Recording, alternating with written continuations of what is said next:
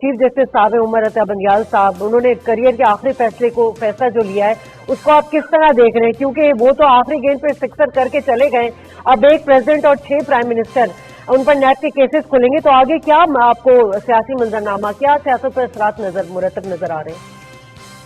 ہاں، ایک تو مجھے لگتا ہے کہ چیف جسٹس صاحب کا دور، اس میں اگر بات کی جائے تو بہت سارے پلسز مائنسز ہیں. یہ فیصلہ بھی غیر ان کو رائٹ ہے کہ وہ جو فیصلہ صحیح سمجھے وہ دیں.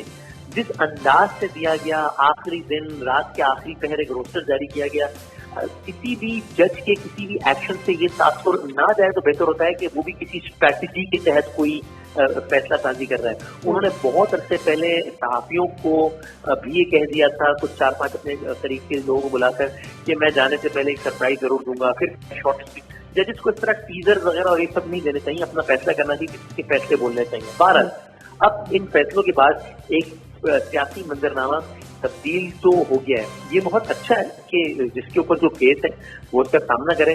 کیس چلنا میرٹ پہ چاہیے، یہ نہ لگے کسی بھی، یعنی یہ نہ ہو کہ لوگ یہ تصویہ کہ کوئی آدمی کسی کیس میں پکڑا جائے گا یا بری ہو جائے گا، اس کا فیصلہ لوگ اس بنیاد پر نہ کریں کہ اس آدمی کا اس وقت معاملات کیسے چل رہے ہیں، تعلقات کیسے، اس پہ فیصلہ نہ ہو بلکہ میرٹ پہ فیصلہ ہو، تو ہی ہم آگے بڑھ سکتے ہیں. ورنہ جب تک یہ لگے گا کہ جناب کیس ڈیسائیڈ کسی اور فیکٹر پہ ہوتا ہے، تب تک ملک میں کوئی انصاف کا ماحول بن نہیں پائے گا.